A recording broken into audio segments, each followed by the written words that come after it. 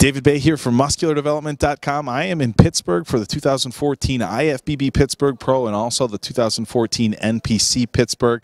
I am here with competitor Vince Brasco, and for those of you who are wondering, there is relation to the famous Donnie Brasco. Is that correct?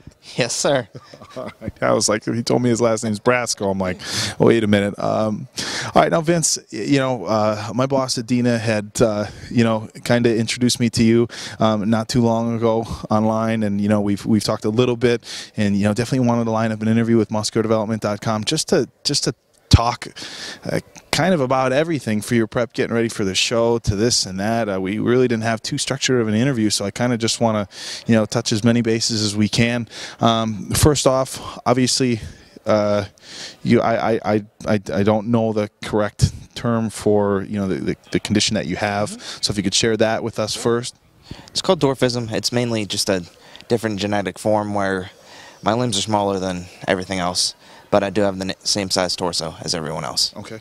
Okay, now how did you get into weightlifting? It's been basically in the family. I've had a cousin who's been in Mr. Universe. My dad has powerlifted. My dad was a personal trainer. Basically just kept it in the family. I like to bodybuild. I like to show people that you can't stop. You have to follow your dreams. And how old are you? 21. And what age were you when you started training? Oh, my. I was probably about 15 or 16 years old. Okay, so mid-teenage years. Yeah, it's one of the things, and I've had the great opportunity of talking to people with, a handful of different obstacles. And one of the things that I always like to really reiterate to people is that bodybuilding and weightlifting really is for everybody. Now, becoming Mr. Olympia is not for everybody. There's some genetic components and a lot of things that go into that. But just weightlifting and bodybuilding and powerlifting and strength sports in general, they're literally for everybody, no matter what obstacles you face and no matter what challenges you have. Everybody can do it. Now, obviously, with your height, when you're going to a gym, a lot of the machines aren't going to be able to accommodate your height. They have, most of the gyms, they have a wide variety of machines that have adjustability for obviously different ranges of heights. Probably not something with your height. Talk to us a little bit about your training regimen, and I mean, like, let's go from A to Z. What I think, or at least I would hope that maybe there's some other people who have dwarfism as well who might be seeing this, and you're inspiring people to get into the gym and weightlift, but they're going to have those kind of questions like, okay, well, I don't know where to start. So let's go through your training program. Let's go through a chest day. Let's go through a back day. Let's go through a legs day, and talk about your routine from A to Z. Okay, so I do have different body parts for every day. I don't pick one body part just for one day. Okay. Mainly I do like chest and back because it's mainly the same motions. Then I'll do delts by itself with abs. Reason for that is because delts are mainly delts. Works with your chest. So keep your core tight, do the abs in there, see how it goes.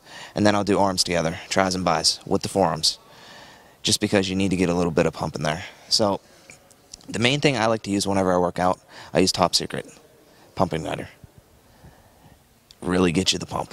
Because there are some out there that really make me sick, to be honest with you. Because, I mean, there are some pre-workouts you got to watch. Yeah, there's a handful that don't agree with my stomach as well, so it's kind of a matter of trying. I've taken some pre-workouts where literally five minutes after I take it, I'm in the bathroom, and you really got to go through a handful. As far as like your chest back workout, take us from what sort of exercises are you doing for the chest portion and for the back portion? Okay, so mainly I'll start with chest. I'll do 4 to 5 sets, about 15 to 20 reps of flat bench. I'll use Smith machine because I can strip the weight pretty fast, and I don't have to have a spotter all the time. Right. Then I'll move right to incline. 4 sets, 15 to 20 reps. Same thing, Smith machine. Okay. So I don't have to have spotter there with me. Right. If I feel I need to mainly focus on the chest, I'll do dumbbells. Okay. Same thing, you don't have to have a spotter. Right. Right after that, I'll go right to incline flies. Okay. Just so I can get that chest moving, get the blood in there, get it pumped. Right after incline flies, I'll do cables, decline cables, just so get the decline portion. I don't really like to do decline bench It's just not, it doesn't feel normal to me. Right. I've always had issues with my shoulders with doing decline bench. I feel like it's one of those motions where you can move a lot of weight with decline bench, but if you start using too much weight, shoulders hurt. I've always kind of stayed away from it. So I definitely agree with that, because you really got to watch your shoulders. You can't ever rotate them. Like you said, with decline bench, really pushes them back. You can't really do that. So cables. Sure. Cables really help. I mean, you can do a little bit more weight with them, but you really got to concentrate on the motion. So as far as your back workout? Back workout, I'll start on lats. Lat Pulldown. I'll use the machine. I usually have either my trainer or my friends pull it down to me. Okay. Just because I can't reach it. And with my gym, they don't like to have it slamming too much. So, I mean, if it was me, I'd do it myself, pull it down, but I don't have that. Just let it ride. Exactly. And then I'll move right to your incline, not your incline. I'll move right to your rows. Row machine, plate loaded. Okay. So I can do the plate loaded, do the fast reps. 10, strip off, 10, strip off, 10, strip off. Just so you can get that in there. I'll do either wide or close, whatever I need to feel I need to do that day. Now, is this another case where it helps to have somebody to kind of pull right to me? Okay. Exactly. They'll just push it right to me. Then they think I'm funny, but I'll say I don't need you anymore. I just let them slam. Because I mean, I don't feel like I just let them slam. Right. And the gym's got to be pretty cool with you about that. Yeah. They are. I mean, they're like, you make things accommodated to yourself. You got to do what you got to do. Yeah, right. And I suppose for a back workout, you could probably, do some roll work with, with some dumbbells or something like that. I would imagine if somebody was in a gym and they didn't have somebody training with them, but they were looking to get a back workout without, let's say you're there alone and you don't have somebody to help you with the lat pull down or with the row. Is there some other exercises that you like to pick for your back? Like you said, I like to do dumbbells. Okay. Because with the dumbbells, you can just let them slam. You can pick them up, feel whatever weight you need to do. I like to use the wraps sometimes too, because my grip isn't the best sometimes. So, I mean, then I'll use chalk if I need to. Okay. If I feel it's a lot of weight, I'll use chalk, pick it up, 15 to 20, set it down. Other arm, 15 to 20, set it down.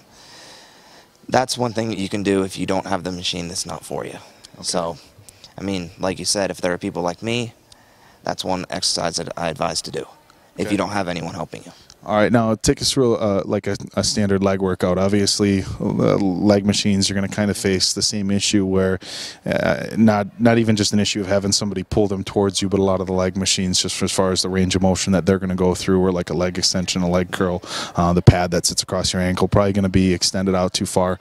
So tell us a little bit about what one of your leg workouts look like. Leg workouts are pretty cool.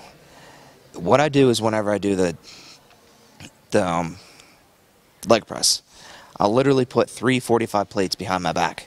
Okay. To push me up. Okay. People are like, why is he doing that? I can't reach. So, I mean, I make it for me. Okay. I'll do wide, then I'll do close, then I'll do calves. Okay. I have to do 20 to 25 reps for each set. Okay. 4 to 6 sets on that, just so I can get the mass going. Okay. It really helps to do that. And then whenever I do my squats, I never do free squats because I just don't feel comfortable. Okay. I always do the Smith machine. Okay. Because it feels safe for me and it's safe for everyone else, to be honest. Right. Because if I need a spotter, they're there. They can just unhook it, hook it back on.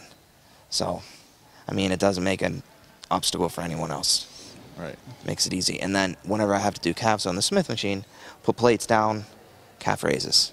Okay. And then the other thing I do is hack squat. Hack squat, I'll lay back, usually do just calves with that. Okay. 20 to 25 reps, 4 to 6 sets. Okay. And then one thing I don't like to do, but I do them anyways, lunges.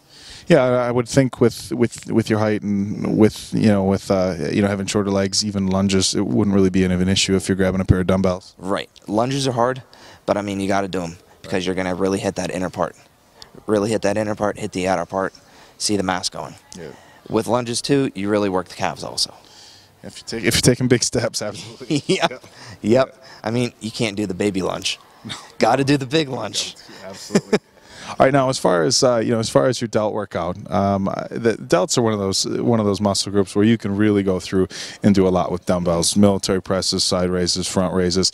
As in a Smith machine as well, you can hit some shoulder presses. Am I pretty close with that? Or Close, very close. So what I do with the Smith machine, I just stand there. I'll nudge my chest up, bring the bar down, just press 20 to 25 reps. The thing that is understandable with people with dwarfism, we have naturally built shoulders. Naturally rounded shoulders, naturally built shoulders. So, I mean, it is hard to work them, but it's very easy to work them if you know what you're doing. Right. You can't do too many reps, can't do too much weight. You got to do just the right weight. The one thing I don't like to do with shoulders, I see people doing at the gym all the time, right behind the neck. Yeah. Because you over-rotate that rotator cuff. Pop. Gotta watch. Like you said, yeah, it's one of those exercises. I mean, I've done behind the neck presses. I go real light. I'm only bringing the bar down right to the probably the middle of my head. If you come down too far, you're just asking for shoulder problems. But I would imagine, with your arms being a little bit shorter, that would really put a lot of strain on your front shoulders trying to bring the bar back like that. It really does, because just right up, push it up.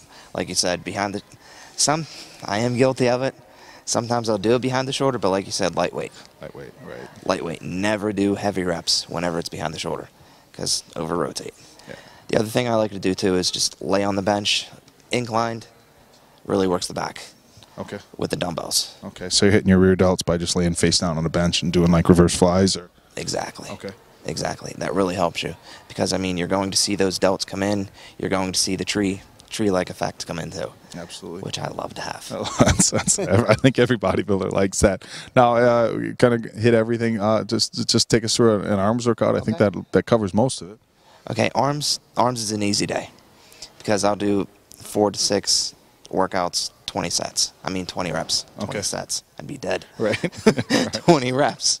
20 reps. I'll start with triceps. Do the push downs, do the kickbacks, then just go right to biceps. Biceps are easy, because, I mean, with your biceps, I always do the cable right behind you, arch your chest up, pull them up, do them all together. Sometimes I'll do them separate. Most of the time I'll do them together, because you're really going to get that pump. I really like to feel it in there, because the veins. Got to see your vascularity. Yeah, get some weight moving, get a pump, veins. That's obvious. Well, everybody wants that. But I mean, so your workout in general, it's not really. It's basically, if somebody was training in the 70s or 80s and a gym didn't have a lot of machines, their workout would look pretty similar to what you're doing right now. So you're not really having to really go out there on a limb with your exercises and really do anything too interesting. It's kind of just a basic bodybuilding routine, minus some of the machines that a lot of people use on a regular basis or have started over the last 15, 20 years as the machines have advanced. So it's, for the most part, it's pretty basic. It is because, like you said, got to make things accessible to you. Yeah. So things are there that I can't do. So I mean, I just pick out different things. There are certain things I can't do for hamstrings. So what I'll do is hold the dumbbell there, just literally lay on a flat bench, kick up. Okay. Because that really makes it in there, because I can't do the curl machine, because my legs aren't long enough. Right. So I would just do slow reps. Slow reps really get them in there. Slow reps and then just watch. Okay. So yeah, so for anybody watching, if you guys, if you know somebody who has dwarfism, or if you're watching this video and you have it yourself, I think Vince here is proof positive that you can go to a gym, almost any gym. It doesn't have to be someplace fancy. It doesn't have to be someplace that has a lot of equipment. If you know what you're doing, you can get a good workout in, and and being a little bit shorter shouldn't hold you back at all. So if that's something that's your goal, get after it. As far as getting after it, this is going to be your first bodybuilding competition, am I correct? First one. All right, so talk to us. What inspired you to do bodybuilding? Okay, so there are a lot of people out there that really have to watch their weight with dwarfism. So mainly I'm trying to inspire others. I'm trying to inspire others because got to watch what you eat, got to exercise daily. Because if you don't, with dwarfism, weight goes literally right to your hips. And then that just causes heart problems, that causes weight problems, that causes leg problems. And you really got to watch. Now, what really got me started was, really got me really into it, was my coach. My coach is Tad Inoue. Sure. Tad the diet coach. Tad the diet coach. Everybody knows Tad. Everyone knows Tad. So, I mean, I went up to him at the gym one day. I was like, I never knew him before. Right. I went up to the gym one day. I was like, do you bodybuild? Yes, I do. Well, do you mind helping me? Because I saw all the NPC wear he was wearing. Sure, I saw the intense workouts he was doing. Right. I mean, and then he's an awesome guy. He absolutely is. Yeah, I've known Ted for a handful of years, and when you're kind of leading into your story, like going up and asking him, I'm like, yeah. From what I know of Ted, he's going to help you out all the way. I mean, he's helped me from start to never finish. Because, I mean, you never finish. No, not in bodybuilding, man. I'm just trying to pick out shows that I want to do after this one. Oh, so you just one thing at a time, one thing at a time. Exactly. So this is your first time competing on a bodybuilding stage. We said before the interview, we chatted a little bit. You have done powerlifting before. Talk to us about some of the differences and in getting ready for power. I mean, this, for you guys who are watching this, if bodybuilding, some of the basics, but your experience, getting ready for a powerlifting meet versus having to diet for a bodybuilding competition, a big change for you. Big change. So with powerlifting, I never watched what I ate. Yeah, I have to. You don't have to, because I always tried to get the carbs in there. Right. Tried to get the carbs for that fast energy. With bodybuilding, Tad is always like, no carbs. Can't eat those carbs. Gotta watch. Right. So, I mean, you really got to watch with bodybuilding. It's a total different world. Because with bodybuilding, get your poses down, get your routine down, get your diet down. Dieting is 80% of it. 90? That's yeah. At least we can agree that it's at least 80. At least 80. At least 80, because you really got to watch what you eat. Right. If you don't watch what you eat, you're not gonna have fun in this sport. Yeah, you're not gonna be ready for stage. No. And then if you're not ready for stage, might as well not even show up. Right. Because, I mean, this sport it's fun. You're mainly your own competition. Absolutely. Because every year you try to be better. Every year you try to be better. Try to get on that stage, see what you look like years past. So. All right. Well, I'll tell you what, guys. Vince here is going to hit a few shots for us. We're going to try to get some stage footage of you tomorrow. I'm sure that'll be going up on musculardevelopment.com, including some pictures from tomorrow. So keep following along for more stuff. Again, he's going to hit a few shots. We're going to wrap things up here. On behalf of myself and everybody at musculardevelopment.com and everybody in bodybuilding, good luck at your first competition tomorrow. We wish nothing but the best for you. For you guys out there, again, that are watching, if you have dwarfism, somebody who has dwarfism, he's a great example of how you can't let stuff like that slow you down. And regardless of what you might be going up against or whatever, if you set your mind to getting after it and you set realistic goals for yourself, you can achieve them. Anybody who's been on stage knows all about adjusting those trunks. All right, well, you're gonna get a free practice round here.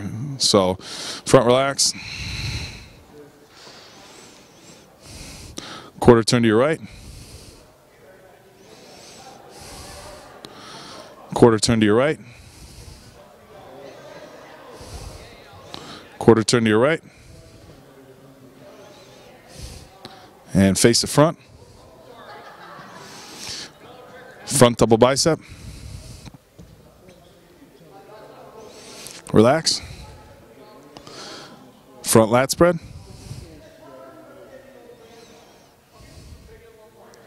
Relax. Side chest of your choice.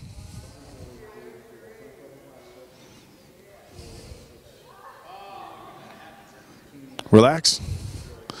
Side tricep of your choice.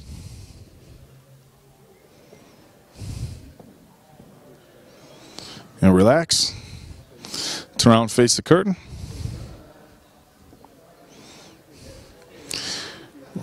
Rear lat spread.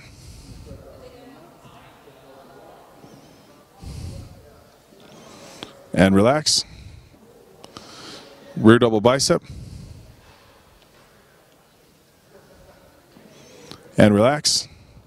Face the front. Hands overhead abdominal.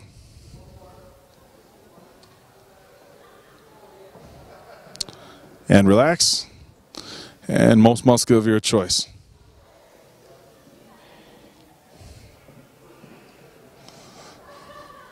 And there it is, guys. Thank you very much. Relax, and we'll see you tomorrow, buddy.